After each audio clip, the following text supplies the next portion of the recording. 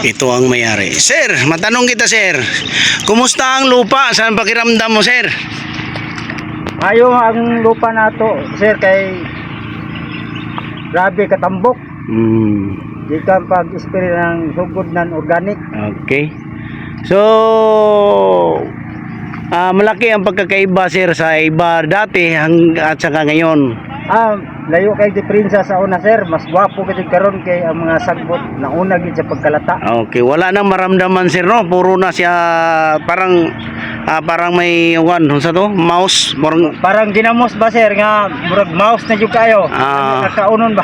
Okay, yan isa si Sir Redy, isa sa mga guys, owners dito sa mga nag-facilitate. Siya ang nag-hands-on talaga dito. No, so ito ang tabayanan natin from D1 nito.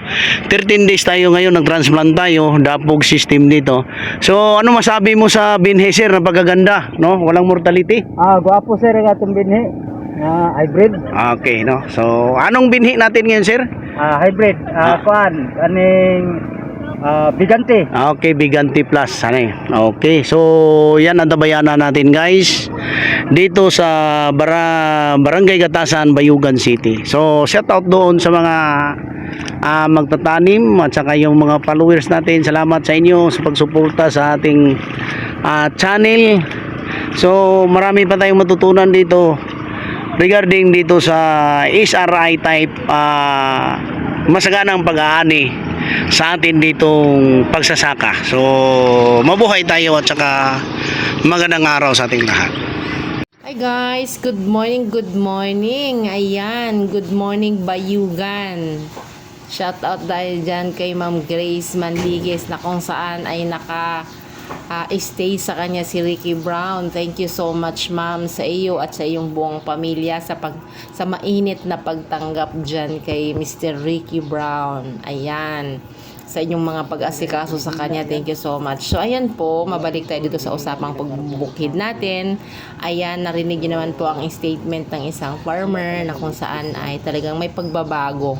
At maliban doon, ayan, makita naman natin din sa lupa na talagang lusaw na lusaw. Paglalakad ng farmer ay talagang tuloy-tuloy kasi talagang napakalambot ng lupa. So, tatandaan po natin, kapag ka-organic farming system po, dapat po meron tayong pagre-rehab ng soil. At dahil po nag-rehab tayo, ano ba nga ba yung ginagamit natin? Yan. Ang unang problema natin is yung pagbulok ng dayami, which is rapidly decomposed ng gagawin ng ating organic full harvest microbial inoculant. At maliban doon, ay na-neutralize niya yung acidity, kung kaya lahat ng kuhol ay lulutang kahit gamunggo pa man yan.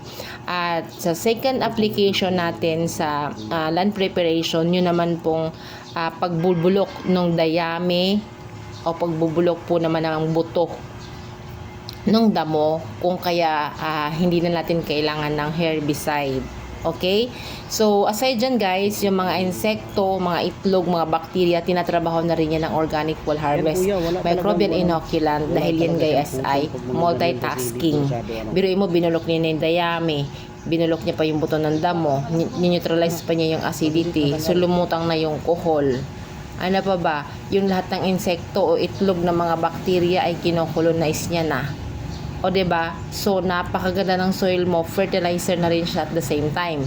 Ngayon guys, dahil maganda na yung lupa mo at itanim mo yung 13 days na punla na hybrid, ayan, sa SRI na sistema ang ginagawa nila, abay panalo. Okay? At ang malupit dyan guys, dahil yung ating organic full harvest root and deep fertilizer ay rich in calcium, boron, and zinc.